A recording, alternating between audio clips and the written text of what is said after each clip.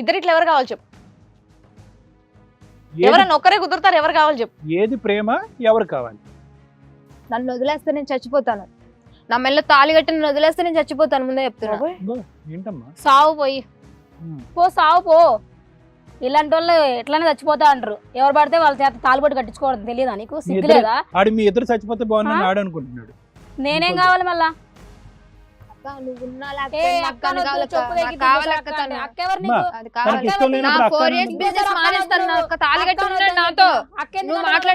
మాట్లాడద్దు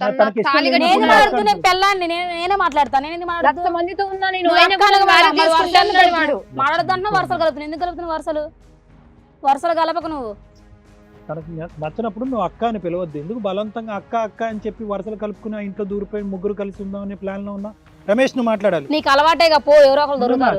నువ్వు ఆగు. రమేష్ నువ్వు మాట్లాడు. చెప్పు రమేష్, నీదే సార్. వాళ్ళిద్దరు పోటీ పడుతున్నారు చనిపోవటానికి. చంపేస్తావు సార్, ఇద్దరితో ఉందామని అనుకుంటున్నాను సార్. తనని తిన్న ఇద్దరిని చూసుకుందాం అనుకుంటున్నాను. ఏ ఆ అమ్మాయి దేనికి కావాలి, ఈ అమ్మాయి దేనికి కావాలి? సార్, తనని నేను పెళ్లి చేసుకున్నాను, ఆమెను కూడా మాట ఇచ్చి నేను పెళ్లి చేసుకున్నాను. అందుకే ఇద్దరిని చూసుకుందాం అమ్మాయి ఉంది, అనుకుంటున్నాను. అమ్మాయిని కూడా చేసుకో. ఒకే మాట మీద ఉన్నాడు, నాకు ఇద్దరు కావాలి. మీ నాన్నగారికి ఎంతమంది భార్యలు? ఒక్కరే అండి. మీ అక్కకి ఎంతమంది భర్తలు? ఒక్కరే అండి. మరి ఇక్కడ ఇలా ఏంటి అలా ఏంటి? సార్, అంటే నేను పరీక్షల వల్ల తనకి మాట ఇచ్చాను, పెళ్లి చేసుకున్నాను. ఇప్పుడు వదిలేస్తాను నేను చెప్పలేను సార్. మాట కాదయ్యా, ఇక్కడ కేవలం నువ్వు ఈ దేని గురించి వెళ్ళావు? ఆ అమ్మాయికి ఒక నీడ్ తీర్చుకోవటానికి వెళ్ళావు, ఒక అవసరం తీర్చుకోవటానికి వెళ్ళావు, అంతే కదా? అవును సార్. ఇప్పుడు అవసరం, ఆ అవసరాన్ని మేము ముగ్గురం ఒకటే అడుగుతున్నాం.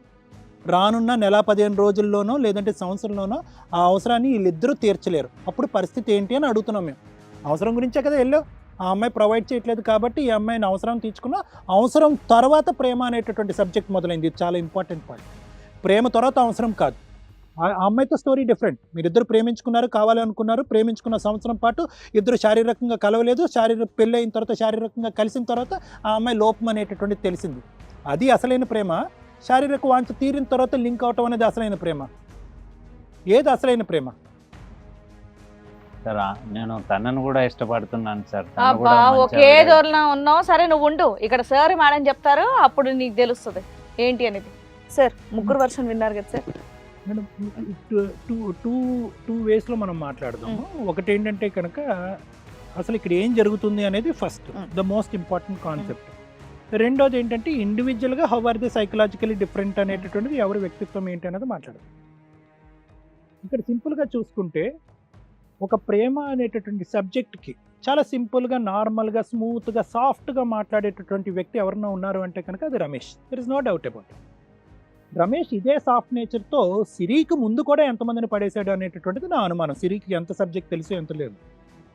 ఎందుకంటే ఇక్కడ కఠోరంగా, కఠినంగా వ్యవహరించి హింస పెట్టేటటువంటి మగాడు ఎంత డేంజరో, ఇలా సాఫ్ట్గా తడిగొడ్డతో గొంతుకులు కోసేటటువంటి మగాడు కూడా అంతే డేంజర్. ఇది గొంతుకు కోయటమేనా అంటాను. ఎందుకంటే అమ్మాయి చచ్చిపోతానంటుంది ఈరోజు. హ్యాపీగా, శుభ్రంగా ప్రజలు, సమాజం ఏమనుకుంటారనేటటువంటి అనవసరం అనేటటువంటి దాంతో ఆ అమ్మాయి వెనక ముందు ఎవరు లేకపోయినా ఈ వృత్తి చేసుకుంటూ ఆ అమ్మాయి తన కాళ్ళ మీద తను నిలబడి, చెప్తున్నాను ఉదాహరణకు, నేను చెప్తున్నాను ఎలా గొంతుకు కోసేవనేటట్టు. ఈరోజు నువ్వు ఆ అమ్మాయి జీవితంలోకి దూరి సాఫ్ట్గా, సెన్సిటివ్గా బిహేవ్ చేస్తూ నువ్వు తప్ప ఎవరూ లేరు, నీకు ఈ వృత్తి ఎందుకని చెప్పి ఆ అమ్మాయిని ఆ వృత్తి మానిపించి నీ జీవితంలో లాక్కునేటటువంటి ప్రయత్నం. ఇక్కడ జరిగేటటువంటిది ఏంటి? ఆ అమ్మాయి ఇప్పటి వరకు వెనక ముందు ఎవరు లేకపోయినా కూడా జయశ్రీ తన వృత్తిని నమ్ముకుంది. దాన్ని మనం గౌరవిస్తామా లేదా అనేది అది వేరే విషయం. తన పొట్టకూడు గురించి తన చంపారు. ఆ అమ్మాయి చేసినటువంటి పొరపాటు ఏంటంటే, ఇప్పటి వరకు తన జీవితంలో చేయనటువంటి పొరపాటు ఏంటంటే, నువ్వు చెప్పినటువంటి చల్లబుల్లు మాటలు వినేసి, నువ్వు నాకు కావాలి, నేను పెళ్లి చేసుకుంటాననేటటువంటి వాగ్దానాన్ని నమ్మేసి ఆ అమ్మాయి ఇప్పుడు వరకు ఎవరితో చేయలేదు. The point to be noted ఏంటంటే, ఈరోజు ఆ అమ్మాయి తన గదిలోకి వచ్చేటటువంటి డబ్బులు ఇచ్చే ప్రతి మగవాడిని పెళ్లి చేసుకుంటే ఈ పాటకు ఆ అమ్మాయికి ఇందాక అంది కదా 1,00,000 మంది ఉండేవారు భర్తలు. 1,00,000 మందితో ఉన్నాను నేను, నీకేంటే అని అంద అమ్మాయి ఇందాక. ఉండేవారు. ఏమి కాదే, 1,00,000 మందిని సెలెక్ట్ చేసుకోలేదే. రమేష్ని ఒక్కడనే సెలెక్ట్ చేసుకుంది. ఎందుకు రమేష్ని ఒక్కడనే సెలెక్ట్ చేసుకుంది? అది కూడా 3 నెలల ప్రయాణంలో 3 సార్లు కలయికలో. ఎందుకంటే కనుక రమేష్ యొక్క నేచర్ తక్కువ మాట్లాడతాడు, ఎక్కువ చేస్తాడు. యాక్షన్స్లో చూపెట్టేటటువంటి రమేష్ని ఆ అమ్మాయిని గుడ్డుగా నమ్మించింది. అంటే నీ లోపల ఎంత స్కిల్, టాలెంట్ ఉంటే కనుక ఆ అమ్మాయిని పోనీ నువ్వేమన్నా సూపర్ హీరోవా, నీకేమన్నా లక్షల కోట్ల ఆస్తులు ఉన్నాయా, లేదంటే నువ్వు ఇచ్చేటటువంటి ప్రేమ అంత గొప్ప స్థాయిదా? కాదే. అంతమందిని కాదన్నటువంటి ఈ అమ్మాయి నువ్వు చెప్పినటువంటి 3 ముక్కలు 4 మాటల్లో నీ వెనకతలు వచ్చింది అంటే కనుక నాకు ఇప్పుడు నిజంగా కనిపించేటటువంటి అంశం ఏంటంటే ఇక్కడ అసలు ప్రేమ అనేటటువంటి సబ్జెక్ట్ ఉందా? రమేష్కి ప్రేమ అనేటటువంటి సబ్జెక్ట్ గురించి తెలుసా? మేమిద్దరు ఒక సంవత్సరం పాటు ప్రేమించుకున్నాం అనేటటువంటిది రమేష్ సిరి యొక్క ప్రేమ వాస్తవమైనటువంటి ప్రేమ కరెక్టే. సిరి అనేటటువంటి అమ్మాయి అమాయకురాలు, ఆ అమ్మాయి ప్రేమించింది, పెద్దల్ని ఎదిరించింది, ఇంట్లోంచి పారిపోయి వచ్చింది, అతన్ని ప్రేమించుకుంది. కానీ ఇక్కడ జరిగినటువంటి తప్పు ఇదే. ఎందుకు మనం ప్రతి ప్రేమలో తల్లిదండ్రుల యొక్క అంగీకారం, మీరు ప్రేమించుకుంటే ప్రేమించుకోండి, విచ్చలవిడిగా ప్రేమించుకోండి, అందులో తప్పేం లేదు. తల్లిదండ్రుల యొక్క అంగీకారం ఎందుకు, పెద్దల యొక్క అంగీకారము, ఇద్దరు రెండు వైపుల కుటుంబాల యొక్క అంగీకారం ఎందుకు అడుగుతా ఉంటే కనుక ఈ విశ్లేషణ ఏదైతే ఉందో రమేష్ యొక్క క్యారెక్టర్ యొక్క విశ్లేషణ సిరికి ఉండేటటువంటి మైండ్ సెట్కి సరిపోనటువంటి క్యారెక్టర్. ఎందుకంటే 1,00,000 మందితో పాటు వెళ్ళినటువంటి జయశ్రీ ఈరోజు రమేష్నే కోరుకుంది. అంటే రమేష్కి ఏ స్థాయి మాట తీరు, ఏ స్థాయి యొక్క వ్యక్తిత్వం ఒక మనిషిని పడేసేటటువంటి కెపాసిటీ ఉందన్నది మనకు అర్థమైంది. అలాంటప్పుడు ఆడపిల్లలు ప్రత్యేకంగా డిగ్రీ ఫస్ట్ ఇయర్, మహా అయితే నీకు 19-20 సంవత్సరాలు నువ్వు. అలాంటప్పుడు ఏంటంటే ఎవరు వీడి స్థాయి ఏంటి, వీడి చదువు ఏంటి, వీడి ఆలోచన ఏంటి, వీడి వ్యక్తిత్వం ఏంటి, వీడి గతం ఏంటి, వీడి చరిత్ర ఏంటి అనేటటువంటి అసెస్ చేయగలిగేటటువంటి కెపాసిటీ మనకు లేనప్పుడు సహాయ సహకారాలు ఎవరు తీసుకోవాలి? అమ్మ నాన్న తీసుకోవాలి. అలా చెయ్యరు మీరు ఫస్ట్ ఏంటంటే కనుక ఈ పని కానిచ్చేద్దాం, రెట్రోస్పెక్టివ్గా వెనక నుంచి వస్తే కనుక ఎలాగా పెళ్ళి అయిపోయింది కాబట్టి చచ్చినట్టు తల్లిదండ్రులు ఒప్పుకుంటారు అనేటటువంటి ఒప్పుకుంటారు. తల్లిదండ్రులు ఏం చేస్తారు? సస్తారా? పిల్లలను పోగొట్టుకోలేరు కదా, వాళ్ళ భవిష్యత్తును పోగొట్టుకోలేదు కదా. మీరు బరితగిస్తే కనుక తల్లిదండ్రులు కూడా రోడ్డు మీదకి వచ్చి మీ జీవితాలని రోడ్డు మీద వేయలేరు కదా. కాబట్టి over a period of time అందరు తల్లిదండ్రులు ఒప్పుకుంటారు. ఫైనల్గా గొయ్యి ఎవరు తవ్వుకున్నావు? నీ గొయ్యి నువ్వే తవ్వుకున్నావు. అని నేనేమంటున్నానంటే దీన్ని క్రాస్ సెక్షనల్గా చూడొద్దమ్మా. దీన్ని ఈ రమేష్ యొక్క ఈ క్యారెక్టర్ని కేవలం జయశ్రీతో పడినటువంటి సంబంధం బట్టి క్రాస్ సెక్షనల్గా ఒక ఫోటోగ్రాఫ్లాగా చూడొద్దు. రమేష్ నీ జీవితంలో ప్రయాణం చేయకముందు రమేష్ ఎలా ఉన్నాడు, నీ జీవితంలో ప్రయాణం చేసిన రమేష్ ఎలా ఉన్నాడు, ఈరోజు జయశ్రీతో కలిసినటువంటి రమేష్ ఎలా ఉన్నాడు, రేపొద్దున జయశ్రీ సిరి కానటువంటి రమేష్ ఎలా ఉన్నాడు అనేటటువంటిది ఒక మూవీ స్క్రిప్ట్ లాగా చూస్తేనే నీకు ఇతని యొక్క వ్యక్తిత్వం అర్థమవుతుంది. ఈరోజు ఇక్కడ ఉండేటటువంటి వాళ్ళలో నిజంగా వాస్తవానికి ఈ అమ్మాయి అతను కావాలి అని పోటీ పడితే అతను తీసుకో అనేటటువంటి దమ్ము ధైర్యం నీకు ఉండాలి. ఇది నా అభిప్రాయం. ఈరోజు ఎవరిని వ్యతిరేకిస్తే వ్యతిరేకించవచ్చు. ఎందుకంటే కనుక సింపుల్ ఎగ్జాంపుల్, ఈరోజు సంవత్సరం పాటు సిన్సియర్గా ప్రేమించుకున్న మీరిద్దరూ కేవలం కొన్ని నెలలు పాటు భార్య సుఖాన్ని ఇవ్వకపోతే కనుక భర్త వేరే వీటి దగ్గరికి వెళ్ళిపోయి పోనీ ఏదో క్యాజువల్గా అలా చేశాడు, ఒకసారి 2 సార్లు చేయాలంటే కనుక అది కూడా తప్పే. అలా చేశాడు అంటే కనుక ఈరోజు రమేష్ని మనం క్షమించి వదిలేయచ్చు. తెలిసి తెలియక ఆ అమ్మాయిని తీసుకొచ్చి అస్సలు వెయిట్ చేయలేక నువ్వు వచ్చే లోపలే ఆ అమ్మాయిని రూమ్లో తాళి కట్టాడు అంటే కనుక అతని వ్యక్తిత్వాన్ని టోటల్గా డిఫైన్ చేసిన తర్వాత ఈరోజు దమ్ము ధైర్యం ఉంటే కనుక సిరి గెట్లాస్ట్ అన్నాడు. ఎందుకంటే మీ ఇద్దరి మధ్యన ఏం కమిట్మెంట్ లేదు, చైల్డ్ లేదు, బరువు లేదు, బాధ్యత లేదు, గెట్లాస్ట్ అన్నది. ఎందుకంటే కనుక ఒక స్త్రీని తన జీవితంలో తీసుకొచ్చినప్పుడు ఒకటి నువ్వు ఆల్రెడీ ఉన్నావు, ప్రేమించి నిన్ను పెళ్లి చేసుకున్నాడు, నువ్వు లేకుండా ఆ అమ్మాయిని పెళ్లి చేసుకున్నాడు. ఎవరిని పెళ్లి చేసుకున్నాడు? ఆల్రెడీ చాలామంది ఆ అమ్మాయితో పాటు తిరిగి ఉన్నా కూడా ఆ ఆస్పెక్ట్ అతను తెలిసినా కూడా అతను 100 మెట్లు దిగజారిపోయి ఈరోజు ఆ అమ్మాయిని చేసుకున్నాడు. అంటే అది కూడా అతని క్యారెక్టర్ యొక్క విశ్లేషణ నేను చెప్తున్నాను. అంటే ఇదంతా కూడా కేవలం జరిగింది ఏంటంటే కనుక ఎవరైతే కనుక అతను పర్ఫెక్ట్గా ప్రతిరోజు అతనికి కావాల్సినటువంటి ఫ్రీక్వెన్సీలో శారీరకంగా అతను సంతృప్తి పడతారో అతని నిర్వచనం, అతని ప్రేమ అనేటటువంటి నిర్వచనం ఆ వ్యక్తితోనే ముడిపడి ఉంది. ఆ వ్యక్తి అడిగితే కనుక తాళి కట్టడానికి కూడా వెనకాడ్డు. అలా 100 మంది ఉన్నా 1000 మంది. సో నువ్వు చేసినటువంటి పొరపాటు ఏంటంటే ఒక వ్యక్తిని విశ్లేషించకుండా తల్లిదండ్రులకి వెదిరించి వెళ్ళి పెళ్లి చేసుకోవటం, తర్వాత తల్లిదండ్రులు చెప్పటం, వాళ్ళు మెడొంచి పెళ్లి చేసుకోవటం, మెడొంచి ఒప్పించడం. ఈ అమ్మాయి జయశ్రీకి వస్తే madam it's very simple topic. ఇక్కడ ఏంటంటే ఓవరాల్గా కాన్సెప్ట్ ఏంటంటే కనుక ఎవరిని ఇక్కడ అర్థం చేసుకుని ప్రయాణం చేయట్లేదు. సిరికి రమేష్ గురించి తెలీదు, జయశ్రీకి కూడా రమేష్ గురించి తెలీదు, ఎవరికి ఒకరి గురించి తెలీదు. రమేష్ మాత్రం ఏంటంటే వీళ్ళిద్దరిని ప్రేమ అనేటటువంటి కాన్సెప్ట్లో ఇద్దరిని శారీరకంగా దగ్గర లాక్కున్నాడు. ఇది రమేష్ నువ్వు జాగ్రత్తగా ఆలోచించవలసిన అంశం. ఎందుకంటే నీకు ఏమాత్రం సెన్సిబిలిటీ ఉంటే కనుక ఈరోజు నేను నీ గురించి మాట్లాడేటటువంటి మాటల్లో నిన్ను నిందించడం, వెక్కిరించడం అనేటటువంటి నా ఉద్దేశం కాదు రమేష్.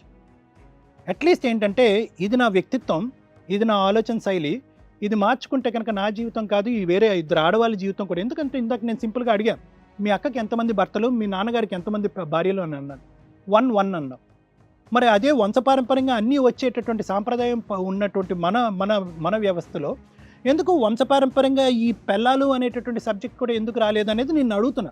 ఎందుకంటే అరే పెంపకం లోపం కాబట్టి రమేష్ ఇలా అయిపోయాడు అని చెప్పి రేపొద్దున తల్లిదండ్రులు నిందించకూడదు ఎవరు కూడా. ఇది రమేష్ తనకు తానుగా డెవలప్ చేసుకున్నటువంటి ఒక క్యారెక్టర్ కాబట్టి దీంట్లో జెనెటిక్ ప్రొపెన్సిటీ హెరిడిటరీ అనేటటువంటిది ఉండదు కాబట్టి రమేష్ అనుకుంటే కనుక 2 నిమిషాల్లో మారిపోగలడు ఇటువంటి కౌన్సిలింగ్తో అనేటువంటి నమ్మకంతో నీ గురించి కఠినంగా కఠోరంగా మాట్లాడుతున్నాను నేను. నీ వ్యక్తిత్వం గురించి వీళ్ళిద్దరికీ తెలీదు, కానీ నీ వ్యక్తిత్వం గురించి నీకు తెలిస్తే కనుక ఇలాంటి ఆడపిల్లల జీవితాలు చాలామంది బాగుపడతాయి. రేపొద్దున చాలామంది తల్లిదండ్రుల కళ్ళల్లో కన్నీళ్ళు లేకుండా కాపాడేటటువంటి గొప్పవాడు అవుతున్నావు. నీ అమ్మాయికి ఏం తెలీదు, జయశ్రీకి ఏం తెలీదు. జయశ్రీ ఏంటంటే ఫస్ట్ ఆఫ్ ఆల్ తన జీవితంలో ఏంటంటే ప్రేమ అనేటటువంటిది కేవలం శారీరకపరమైనటువంటి సుఖంతో కాదు, మనిషి యొక్క మాటలో మనసులో కూడా ప్రేమ అనేటటువంటిది ఉంటుంది అనేటటువంటిది ఫస్ట్ టైం నువ్వు చూపెట్టావు కాబట్టి ఆ అమ్మాయికి తెలియనటువంటి అంశం ఏంటంటే కనుక నువ్వు చెప్పినటువంటి ప్రేమ డ్రామా, ఇదే ప్రేమ నువ్వు చాలా సందర్భాల్లో చాలామందికి చూపెట్టావు అనేది ఈ అమ్మాయికి తెలియదు. ఆ చరిత్ర పుటాలు తవ్వితే కనుక నీ వెనకతలు మేము ఫాలో అయ్యి నీ చరిత్ర తవ్వితే కనుక పెద్ద క్యూ ఆఫ్ అమ్మాయిలు వస్తూ ఉంటారు నీ జీవితంలో నీ వెనకతలు. ఆ అమ్మాయికి తెలియదు, ఈరోజు వాస్తవాలు చూపెట్టాలి. ఆ అమ్మాయి ఏమనుకుంది అంటే కనుక ఈరోజు నువ్వు వచ్చావు, ఆ అమ్మాయి గురించి ఏదో తప్పుడు కబురు చెప్పావు, ఆ అమ్మాయి హ్యాపీగా చూడట్లేదు ఇది చూడట్లేదు అని చెప్పావు, నన్ను పెళ్లి చేసుకొని నేను నీతో పాటు వస్తానని చెప్పావు, ముగ్గురు కలిసి ఉండొచ్చు అనేటువంటి నమ్మకాన్ని కూడా ఇచ్చావు. నీ వెనకాతలు ఎవరూ లేరు కాబట్టి మేమే నీ తోడు ఉంటాము, నేను ఒక్కడనే కాదు బై 1 get 1 ఫ్రీ, నా భార్య కూడా నీతో పాటు ఉంటుంది, తను కూడా అంగీకరిస్తుంది అనేటటువంటి విధంగా అన్ని చల్లబల్లు మాటలు చెప్పడం వల్ల ఈరోజు ఈ అమ్మాయి ఇంత ధైర్యంగా ఇక్కడ కూర్చుని అక్క అని పిలుస్తుంటాను.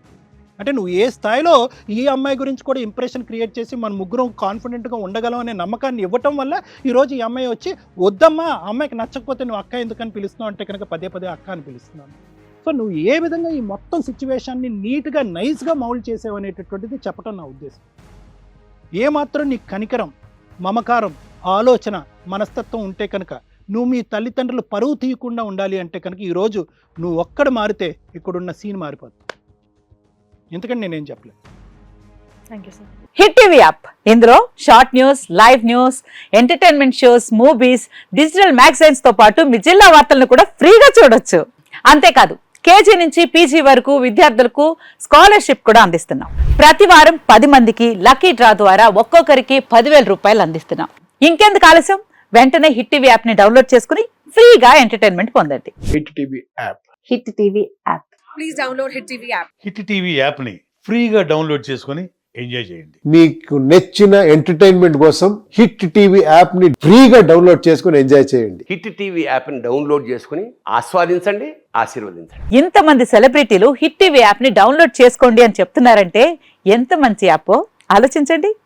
అమెరికా అమెరికా అమెరికా అమెరికాలో చదవాలనుకునే వాళ్ళకి విశ్వసనీయమైన పేరు మన శౌర్య కన్సల్టెన్సీ. UK లో 1 year masters, UK లో 1 year masters, 2 years work permit up to 5 years visa. Contact Saurya Consultancy. Contact 89851 89851.